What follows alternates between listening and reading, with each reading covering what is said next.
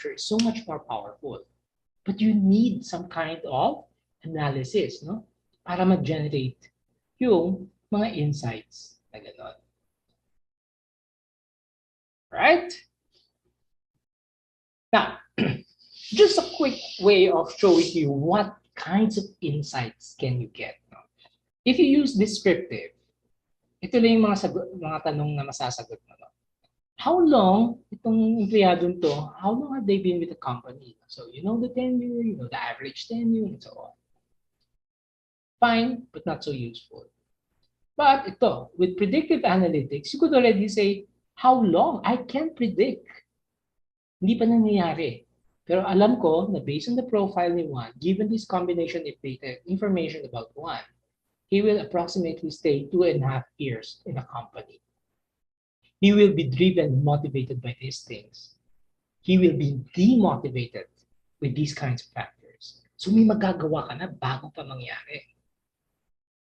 What is one's marital status, salary, performance rating, traveling time to the office? You easily get this sa mga surveys ninyo.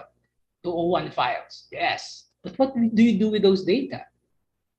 Do you apply predictive analytics so that you could answer questions like, okay, so what variables affect job's tenure? Ano yung mga drivers para I could create interventions para hindi siya umalis agad, para mas motivated siya, para mas tumaas ang engagement niya. Who are the best performing employees? Yes, descriptive. No? Alam mo yung kanilang performance rating in the past 2 years and so on. Fine. But can you do something with that data so that you can have an algorithm for predicting who are likely to become best performers even before it happens? Ibig sabihin, sa hiring, sa selection pa lang, can you use an algorithm that can already predict that? Oh yes, that is possible. That's what we, but I'm a faculty sa UP, no? If you're familiar with the admissions, no? Sa UP, yung UPCAT, that's what it does. The UPCAT is one of the screening tools plus many other information. May algorithm yan. Based on those numbers, on those scores, each applicant will have a predicted grade. Ibig sabihin, nag-a-apply ka pa lang sa UP, napipredict na ng UP kung anong mangyayari sa'yo 4 years down the line. Alam niya kung magiging summa cum laude ka na, kung magmagna cum laude, or pagsakin ka. Kaya hindi ka na nila itatanggapin. No? Predictive analytics yun. An algorithm ang ginagamit. Past 2 years, walang UPCAT na nangyari, walang exam. Kasi hindi pwede magpa-exam. So we had to change the algorithms. No? Kasi ang laki ng input ng exam. Tapos all of a sudden, wala ng exam. So we just use high school grades sa math, sa science, sa English, sa Filipino. Well, social sciences. No? Based on those 5 numbers and some demographic variables, we created another algorithm to predict. Pwede pa rin. Nagpipredict pa rin, even without the actual UPCAT exam. Okay? So that's the same thing. Sa companies, you already have historical data. Diba? Ilang years na nag-exist yung company nyo, ang dami na nag-resign, ang dami na nag-stay, ang dami naging top performers. What do you do with that data? You could already use that to create algorithms which can be used to predict performance ng mga applicants ninyo. Right? So, do you use that? How many hours of training did our sales employees have last year? Yeah, descriptive. Amin yung information na yan. Pero, if you could specify what is the exact impact of the training program in terms of peso value, ROI. Hindi yung, masaya yung training, may natunan ako. Bottom line, magkano ang ROI? What is my engagement score? Yes, tumaas ako last year, bumaba. Fine, that's descriptive. But, ano yung impact niya on sales? Okay, that's the value of the insights that you get from predictive analytics. Okay, next general thing that you should understand. So how do I do that? How do I, maximize and generate those insights? The typical analytics approach would follow this model. May different models, but generally this is the process. If you look at it, it's a typical problem-solving approach. It's a typical research process approach. You start with a business question. Okay? When I say business question, these are questions that your CEO wants to have answers for. Hindi questions na interested ng HR, but rather questions na gustong-gusto ng CEO, kailangan niyang malaman. So it has something to do with sales, profitability, and so on, and linking HR. So very critical itong first step. You don't just fire away, meaning, I have a lot of data here, may database ako, dami-daming data, nakaupo lang sa Excel sheet sa laptop namin, and then let's see what I can find out. Nope, that's not a good, efficient way to do it. You have to have a clear business question, may focus. Once you have a question, meron kang hula, anong sagot sa hula mo? You have to have a hypothesis, right? Then start collecting data. You run the analysis, you reveal the insights. Ito na importante. And then for every insight, meron kang recommendations. Once you have the recommendations, it doesn't stop there. You have the challenge to make sure that the people who will act on your recommendations, who will give the funding, who will give the budget, or who will give the go signal, you must be able to convince them. So you have to get your point across. Kasi even if you have the best insights and recommendations, you know it really matters. But if you are not able to convince the people who are supposed to be convinced, edi wala din. Maraming times na po sa history natin nangyari yan. Some people have very great insights, data-driven, but they were not able to convince. Take the case of COVID. Bakit nangyari ito sa atin? Yung buong mundo nag-suffer. Wala bang naka-generate ng insight na to? Many back years before this happened? Oh yes, there were a lot. Pero hindi na-convince yung mundo. Right? That's a good example. No? Wala eh, hindi na napaabot, hindi enough to move the people who are supposed to move. And then, of course, implement, evaluate. Right? To see those steps in action, let me show you one example here. Case study. Nielsen. It's a worldwide global company. Siyempre may Nielsen din tayo dito. Sila yung track ng mga TV ratings, for example. Now, they have worldwide units, business units, and at the worldwide level, one of the business issues that they have identified is that the rate of attrition was quite high, especially for yung entry level, yung mga associates na tinatawag nila. Okay, so that's the major business issue. Now, why is it a business issue? Because ang laki ng cost of attrition. Cost of replacing those who are leaving. Okay, so step one, you have to frame the business question. So this is how they framed it. What are the factors? Why are the associates leaving? Ano yung mga drivers? Okay. The second, what can we do about it? Of course, no? What's the point of knowing why they're leaving when hindi naman pala actionable? So, third very important question. What is the financial impact of people leaving? Now, let me emphasize this third question. It's very important. Without this, hindi na siya HR analytics.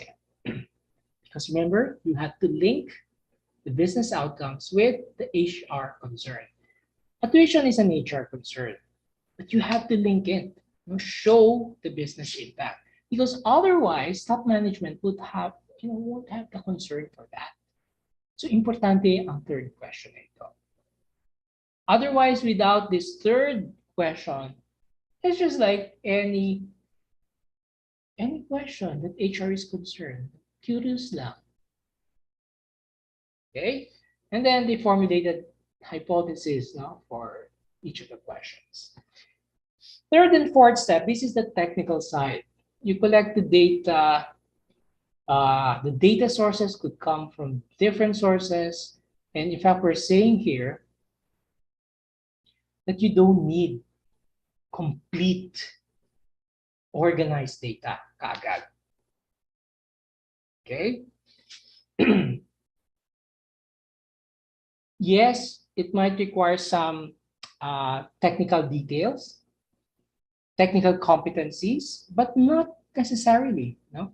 Sometimes kaya na no, ng low level ng mga analysis natin. Then, the fifth step, you have to reveal the insights. So these are some of the insights, no, based on each of the questions that they were looking at. They found out na it has nothing to do with being babae or lalaki. Diverse, yung whether you're a minority or not. So wala, nagkamali sila, akala nila yung isa sa hypothesis nila. But what they found out, which kinagulat nila, it has something to do with lateral moves. When employees are not given opportunities for lateral moves, they are 48% more likely to leave, no, less likely to leave. Which parang at the back of their minds, parang alam nila, but at the same time, parang nagulat din sila, ay, yun pala yan? Malaking factor pala siya. Yun yung characteristic ng mga insights, na most of the time parang akala mo alam mo, pero unless the data is showing, kaya mo biglang nasabi, ay, oo nga, no, nagulat ka, na parang trivial, but at the same time, big deal pala based on the data. Financial impact. They were able to quantify that for every 1% point decrease in attrition, Nielsen will be able to avoid approximately $5 million in business costs.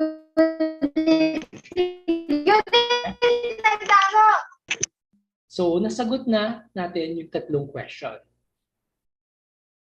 Okay? And then, of course, they have recommendations for each of these insights. So, sabi na, focus on lateral moves. Meron na silang ready to predict program. They improve their onboarding program and so on. And then, you have to get your point across. Now, this is where you might have heard of the term data storytelling. This is where data storytelling comes in. In data storytelling kasi, even if you have really brilliant, earth-shattering insights, importante the way you communicate it. So yes, you have a data, but data in itself cannot always convince. You need a good story, a good narrative to come with it. Kasi when data is paired with a nice, effective narrative, you are able to explain it. Okay? Kaya lang, narratives, kwento is not enough. You need visuals. Visuals combined with narrative and backed up with data will allow you to become engaged in audience. No? So you're able to explain carefully the impact, enlighten, and engage. And you need these three elements for your audience, your target person who you're trying to convince to really change. Because sometimes good explanations are not enough. Fancy visuals are not enough. You have to merge those. No? Data, narrative, visuals. It's a powerful way of getting your point across. Insight without action is overhead. No? Kasi if you fail to convince the people that you need to convince, sayang. Waste. No? All your efforts, gastos na yun eh. No? So kung hindi ka umabot doon sa na-convince mo, no, yung decision makers, then gastos lang ang ending niya. So in their case, they were able to convince top management, and then they started communicating it, showing the impact along the way, and then pinilot test na nila sa different few countries for a while, and then they were able to show immediate results. No? Attrition was 2 points lower in the first 8 months, translating to a benefit of $10 million. Following the successful implementation sa US, now they rolled it out all over the world. Okay, so yun yung 8-step process. Now, you might say, hindi pa nga kami nagsisimula, parang ang laki-laki nitong mga ganitong project. Yes, I'm just showing you a big ticket project, but if you're just starting out, you might not have enough resources, baka wala pa kayong tao, baka hindi pa nga convincing top management nyo. Here are some learning points. No? Una, you don't need to have really giant big projects, earth-shattering projects. Sabi nga, identify quick wins. Ibig sabihin yung mga low-hanging fruits. Yung mga nandyan na, yung hindi ka mapapagastos masyado. Ibig sabihin, the data is already there. And chances are, you already have enough data there to start with something. Ano yung mga quick win projects? Let me show you some. For example, turnover, retention. No? You could do a key drivers analysis. Find out what are the key drivers why your employees are leaving. Quantitative, because ang tendency ng maraming HR, they rely on exit interviews. Mind you, qualitative data, hindi. Daming off dyan, daming kulang dyan. Quantify the cost of turnover. Meron ba kayong ganun tinatrack?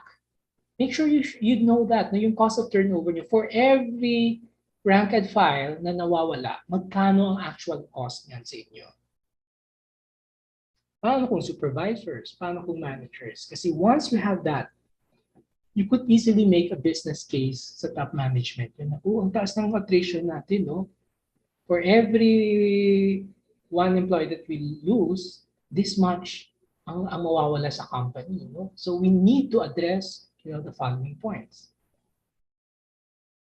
Recruitment.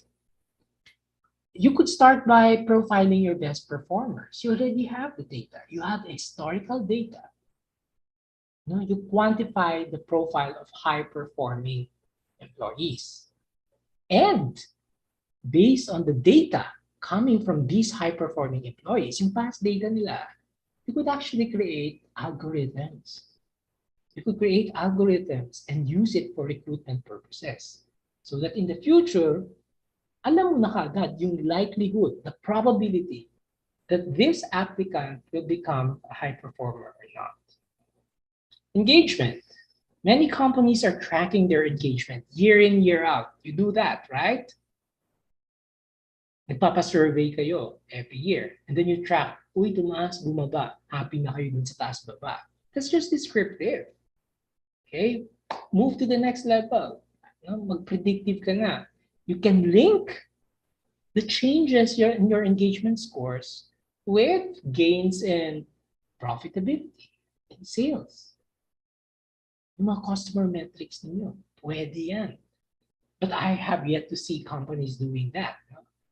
Because most ang excuse natin karamihan, HR has no access to sales data, no access to customer data.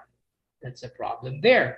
That's why you need to link data from HR, from operations, from finance, from marketing, the customer side. In terms of leadership, these are easy stuff to do. You could actually compute the ROI of leadership effectiveness. Yung mga leadership trainings natin, you could quantify the peso returns there. Store manager leadership impact. Leadership impact on talent attraction, talent development, engagement, profitability, and so on. Right? So very promising, di ba? Now, why am I saying these are quick wins?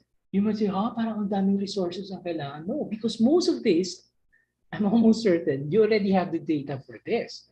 It's just there, sitting sa mga drives ninyo, sa computer ninyo, right? It's just a matter of running that analysis. Secure the right sports sponsorship. That's the second critical success factor. Mahirap mag-convince, right? Kasi may konting gastos to. So make sure you approach the right persons who could make the decisions. Or, takutin nyo sila. Kung sino naaapektuhan na manager, yun ang madaling mako-convince. No? Kung sa kanila ang bagsak, no, ng impact. Don't wait for the perfect data. Itong laging naririnig namin excuse sa mga clients namin. Ayusin muna namin yung aming HRIS. Malapit na, mga 2 taon na lang. No, you can't wait for perfect data. Even large corporations, multinational corporations don't have that. They can't have that perfect data, the one giant database. Nope. Walang ganyan.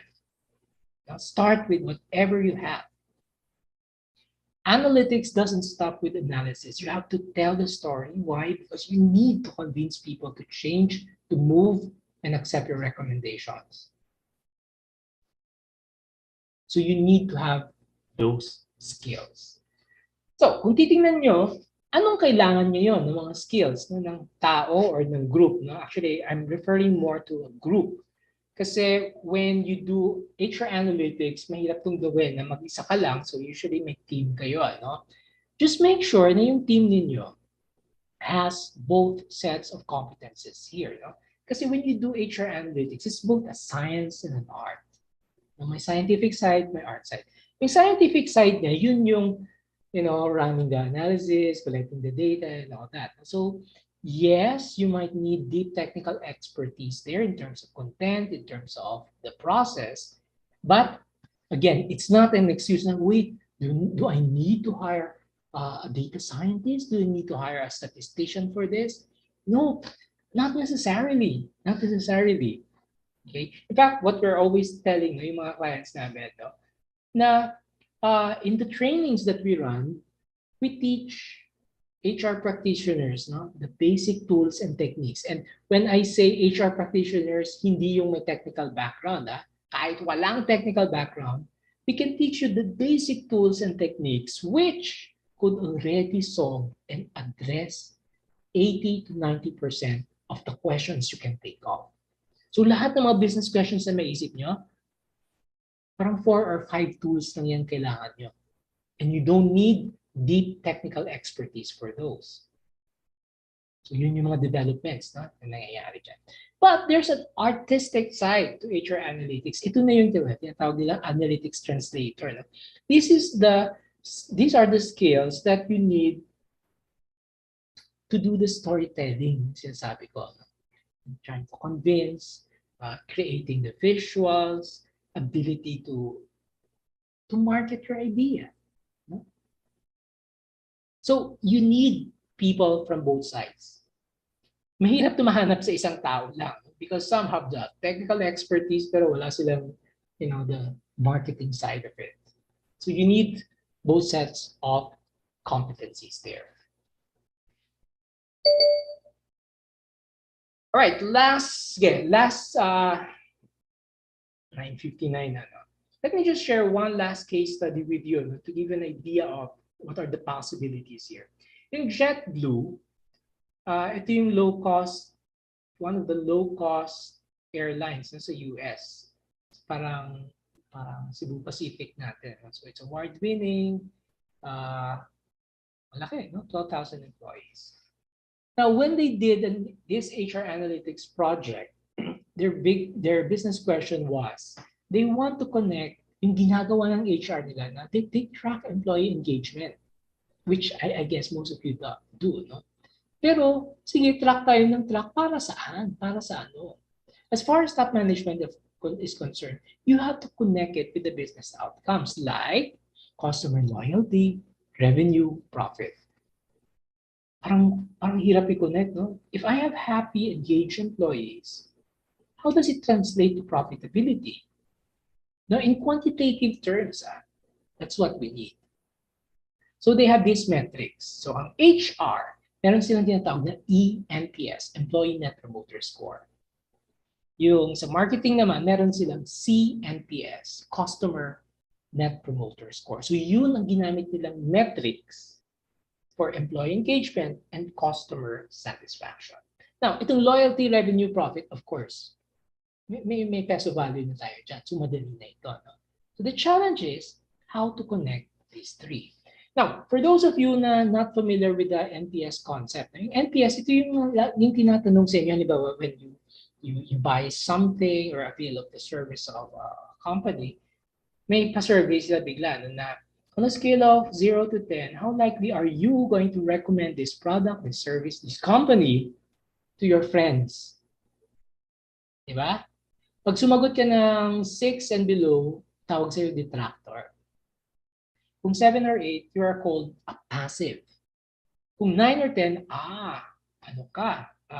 Promoter ka dyan. And then they compute what we call a net promoter score. The percentage of those who rated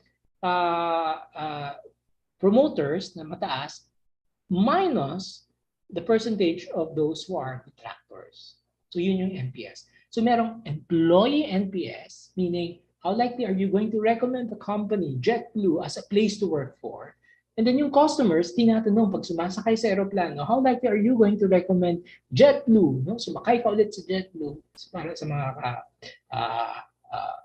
kapitbahay, sa mga kapamilya. No? So you have two separate metrics here. And then you run the analytics to connect the two, and then you add the third set of data. Yung tinatrack nila ng revenue, profitability, loyalty. Right? What did they find out? That indeed there is a connection. When employee NPS is high, customer NPS is also high. Ako una nung nabasa ko, parang paano na kaya ginawa to? Well, this is how they do it. Di ba, pag sumakay ka sa aeroplano, halimbawa Cebu Pacific, pag sakay mo, may pilot, may flight attendant, kung ilan man sila, and then, I don't know, may mga support staff probably. So let's say for every flight, there are 6 staff. So alam mo yung net promoter score, yung engagement score ng 6 na yun. So meron kang flight employee engagement score. Oh, may mga customers for that. Pagbaba nila ng aeroplano, makaka-receive sila kaagad ng text, rate your flight experience with us. O, may customer data ka na. So, per flight. For every flight, meron kang 6 employees, meron kang, let's say, 200 customers, may data ka for that, and then you connect it with all other metrics. See? Ano nakuha nila? A 5% increase in NPS resulted in 10% increase in employee discretionary effort, yung extra effort no, beyond the usual expectation. 5% decrease in likelihood to form a union. 5% increase in customer NPS. And ito importante, the financial impact. A 1% increase in revenue, which translates to $96 million. See, you could create these conclusions using a set of simple statistical tools, provided that you have the right set of data. That is the power of HR analytics. Okay, so now I'd like to open the floor. I have some other case studies here, but I'm not sure kung ipoprovide na alay namang ang ano to. But let me open the floor for your questions or clarifications.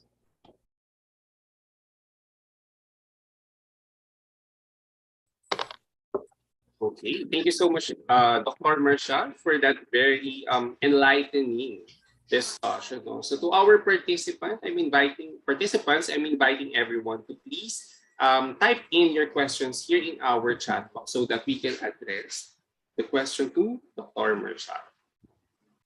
Well, actually, Joms, you can kung sino man, you could just open your mics and directly ask your question. Yes. Mhm. It's fine as well. So feel free po na i-open natin or i-unmute natin yung sarili natin para mas madali nating may address ni Dr. Marshall yung inyong mga katanungan.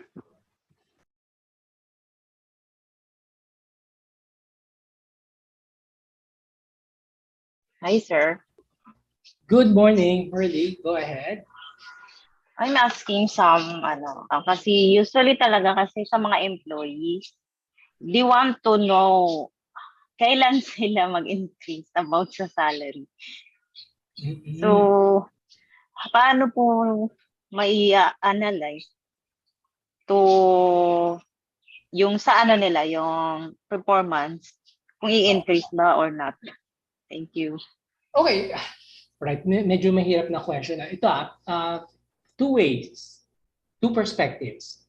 Of course, from an employee perspective, syempre laging increase, diba? But from a management perspective, of course, may mga limitations tayo, may mga constraints, hindi na pwedeng basta na lang mag-increase, no? Even if we can afford to do so, there are other considerations, no? Mga benchmarks natin, and so on.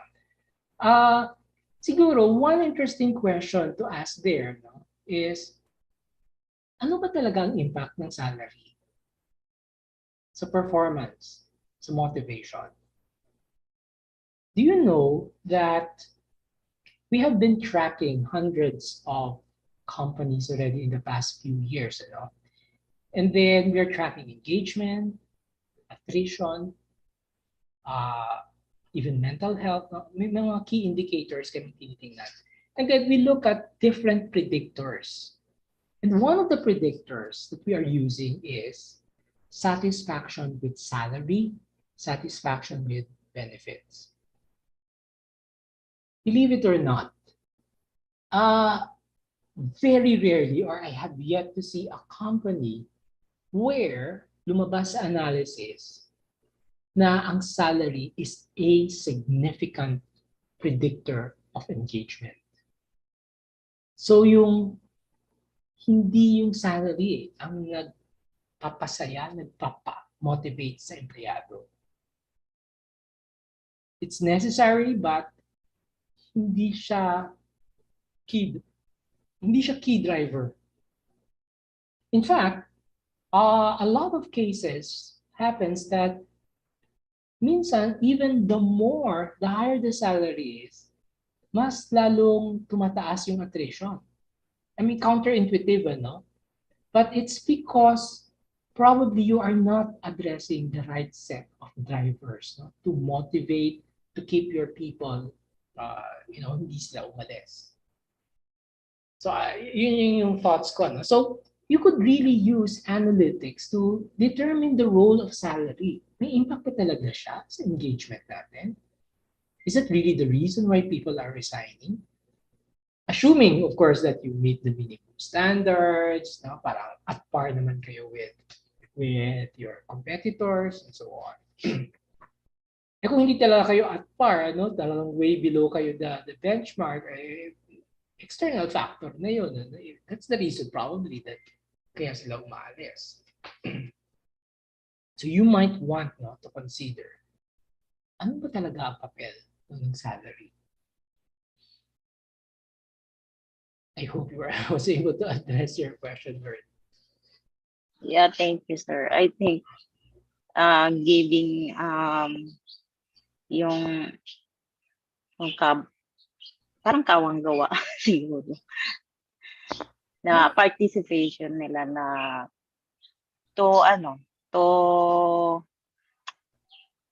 sa effort nila na maging alam ng management siguro.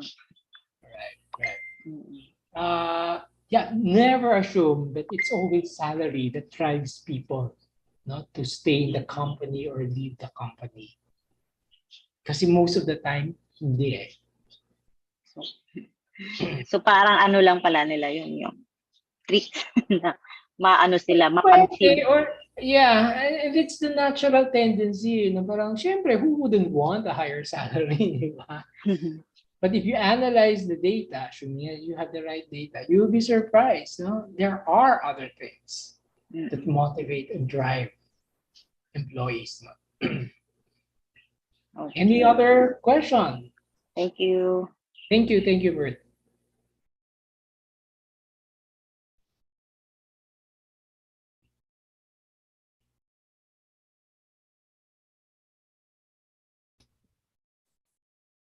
Any more questions from our participants? Yan.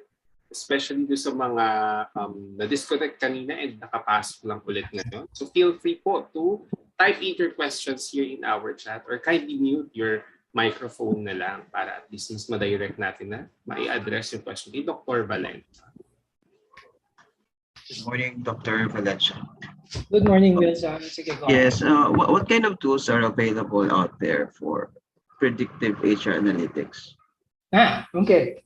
Right, let me share this. Okay, you can actually see this from our web page now. Okay. Two things. You could have statistical tools, no, or techniques to really, connect the relationships between the scores, between the values that you're looking at. So kung nakita niyo dun sa mga case studies, the conclusions that you can make na, for every 5% increase and so on, those are statistical tools. Okay. Pero laging sabihin mo, teka, wala akong kaalam-alam sa statistics, no? Aaralin ko pa yan, and so on. No.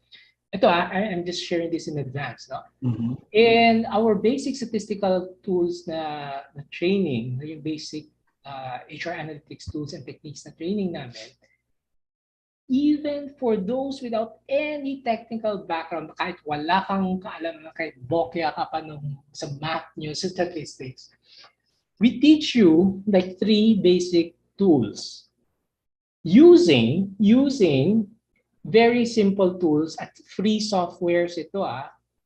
Una, there's it's called Jamovi. It's a recently developed tool, open source, meaning libre siya. Hindi mo kailangang gumastos. And all you have to do is just click, and feed the values that you need, and it generates the analysis for you. So, yun ang isang tool, no? And then the second tool that we are encouraging, ito yung Power BI, Microsoft Power BI. This is also an open source software. Whereby, ito, nakikita nyo ngayon sa screen, you could easily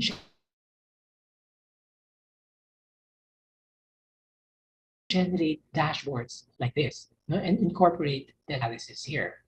So for example, this is data that we got from one of the companies that we're guiding. No? For example, we collect the data, survey data on how employees perceive, trust, teamwork, recognition. These are the typical employee surveys that we do. So may data kayo, may mga scores, nasa spreadsheet yan, di ba? And then, we run what we call a regression analysis to see its impact on engagement, job satisfaction, their intention to stay, even job performance. We can connect that, employee net promoter score. No? And then it generates all these numbers. Now you might say, wala akong kaalam-alam dyan. Yun yung point eh. The tools that we're sharing with you, even wala kang background, in a day, magigets mo na paano mag-generate ito. And we are even teaching you how to generate this entire dashboard. And sa Power BI, ito, don't be daunted with the term. No? May machine learning.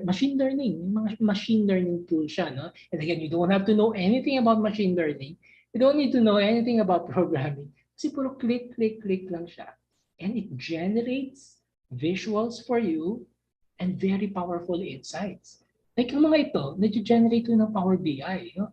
I want to know what are the key drivers of engagement in my company, and it will generate these figures for you. Sasabihin niya sa'yo, okay, no need to look at recognition, no need to look at role clarity, kasi as far as engagement is concerned, the data is showing that you need to work on trust, you need to work on career development, you need to work on teamwork. But if you want to address attrition, bakit sila nagre-resign? It has something to do with career development. It has something to do with recognition, role clarity, but not all other factors. So see, parang napaka-powerful na insights, but how did I generate this? Power BI will help you do that. And you could easily do those. Yep. Okay. So yun lang, kahit yun ang basic tools. And yun yung napansin ko, no? Kasi of course we have a lot of tools in our arsenal, but um, 3 or 4 of the basic tools is sufficient to address any business question that you have. Yung mga pinakita ko sa inyo kanina na case studies, you will be surprised. 2 basic tools lang ginagamit, and yet they are able to generate ganun ka-powerful na mga insights. Thank you. Yeah. Once you have dashboards like this, we teach you how to create these dashboards. Now, for example, I want to analyze attrition risk. So may data na, no? Naka-feed yan, naka-Excel lang yan yung mga data. No? So I want to analyze sino yung high attrition risk. Sino yung most likely magre-resign na. So 178 yan sila out of 500 employees. Saan sila galing? Makikita ko. Anong department sila galing? Ano yung profile nila? Makikita ko. So these are all descriptive analytics. Qualitative, kaya din, no?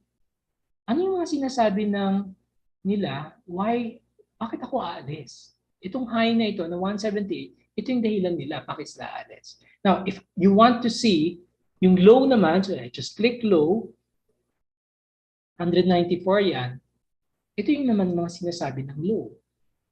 So see, you could qualitatively analyze these things.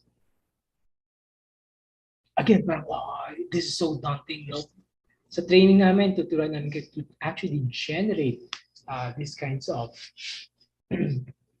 dashboards. No? Right.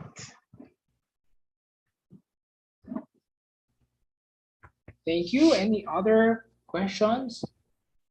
Yes, so just a quick time check, Dr. Mercia, no? So it's already 10:17 a.m. So I think we can still entertain one last question. Yes, again, go ahead. I have a question. Hello. Hi, Dr. Valencia and Good Jomar. morning. Hi, Yes, Miss good Val. morning. Yeah, so we're a remote company and I wanted to ask, like, we're currently tracking our employee engagement remotely. And of course, alam mo yung parang hindi mo sila nakikita and it's kind of hard to see or tell if they're engaging. So I really resonated what you said when it comes to intuition, but we do want to be more data driven. So can you share us like a criteria, like maybe an advice on how we can track employee engagement that is effective, or like how can we maximize employee productivity and engagement? Sorry, that was a lot of questions, but yeah, if you know what I mean, just trying to understand how we optimize in a remote company. Well, una, the challenge there is to select and identify the metric that you're going to use. So how do you, ano yung measure niyo of engagement? No? There are objective measures. For example, sabi mo remote kayo, baka, I don't know, do you have the facility to actually track ilang minutes sila online? No? I don't know, yung nature of outputs. No? Call centers, for example, are, they can easily track performance and all that. No? But the second thing that you need to consider is the psychological level of engagement, which can only be measured from the employee side, no, not from your system side. No?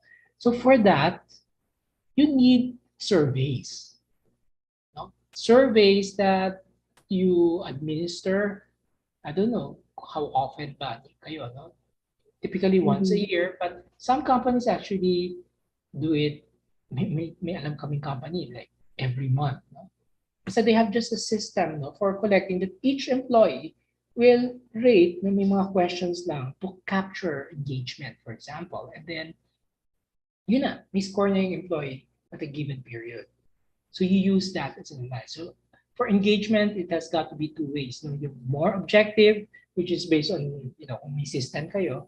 At yung second one is the psychological level. So always track as much as possible both. No? But in practice, most companies are just capturing the psychological level. And most of the time, valid na siya. It's enough to actually correlate with actual performance.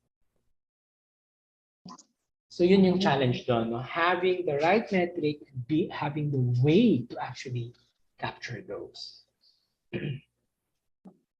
Okay. All right. Thank you so much, Dr. Valencia. You're welcome. And with that, thank you so much, Dr. Valencia, for your very insightful short discussion on HR analytics. No? So before we conclude this learning session, let me just share my screen.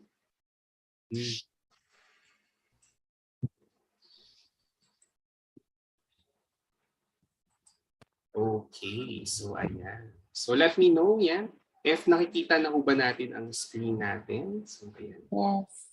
Okay, thank you so much. So again, before we end this learning session, please don't forget to answer the evaluation. So you can go to the link provided in the chat box, or you can also scan the QR code provided here in your screen. So yung evaluation ho natin, yun ho yung magsaserve as your attendance na to make sure kung naka-attend nga ho ba tayo dito sa ating learning session. And of course, meron ho tayong certificate na ibibigay sa inyo. So kindly indicate rin ho pala yung name na magre-reflect doon sa certificate ninyo, and also indicate the email address kung saan namin isa-send yung inyong certificate. So again, please don't forget sa mga kapapasok lang din po or na-reconnect, please don't forget to answer the evaluation. Go to the link provided in our chat box, and you can also scan the QR code here provided in your screen. So I believe our sales manager, Ms. Ann Chen, will have a few messages. Ms. Ann? Yes, hi. Good morning, everyone. Good morning, Sir Jomar. Before we end our workshop or webinar, we'd like to take this chance to invite everyone to please join our upcoming trainings and webinars. We hope to see you again on July 20, that's 9 to 10:30 a.m., as we talk about how managing your time will help you navigate towards efficiency, productivity, and success. This is entitled Working Smart, a Time and Self-Management webinar. And then on July 26, we have a webinar entitled Creating Safe Spaces in the Workplace, an Introduction to the Bawal Bastos Law. That's 6 to 7:30 p.m. Next, we have Ignite the Spark, Motivating Your Team to Success. Through this webinar, employees will get back to their feet and find motivation to be productive, efficient, and joyful at work, happening on July 27, 9 to 10:30 a.m. We also have Eating Well for a Flourishing Mental Health on August 3, that's 9 to 10:30 a.m. This aims to eliminate myths about diet fads and give enlightenment on its importance to well-being. And now we also have training on HR analytics, the tools and techniques you need. This training will convincingly show business leaders the direct impact of HR processes and initiatives on business outcomes. This is happening on August 2 to 4, 8:30 to 12 noon. Another webinar, we have Counting Sheep to Sleep, the Role of Sleep in Our Well-Being on August 10, 9 to 10:30 a.m. This webinar aims to educate participants on the significance of sleep on their well-being. And we also have Money and Mental Health, Why Financial Literacy Matters. This will provide knowledge and learning to employees on how financial and mental health are related, the effect of financial stress, and what financial literacy is. This is happening on August 17, 9 to 10:30 a.m. And last on our list for this quarter, we have planning and creating mental health activities for remote and hybrid workforce. This training will equip the participants in creating mental health activities that is fit to work from home and hybrid employees, which will then support their mental health program. This will be on August 23 to 24, 8:30 a.m. to 12 noon. Okay, so with the webinars that we provided or I mentioned, it's only for 490 per webinar. But if you sign up any two webinars, you only pay 900 pesos. So this promo is valid for this month. So make sure to register before the month ends. Okay, so don't forget to like and follow our social media accounts to get updates on our upcoming projects and trainings. We have our Facebook page, PVPIPH. We also have our LinkedIn account, PVPI. We have Instagram, PVPI.ph. And of course, we have we also have our YouTube account, PVPTV, and our website, www.pvpi.co. Okay, so that's it. Back to you, Jomar. Thank you.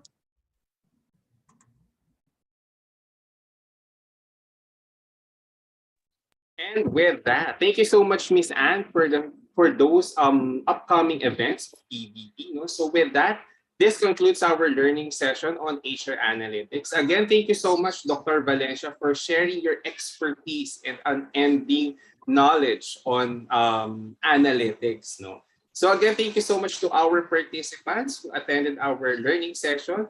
And feel free to message us if you have more questions and concerns in our upcoming events. And with that, thank you so much and have a great day ahead. Thank you, everyone. Thank you. Great day. Thank you. Thank you, everyone. Thank you.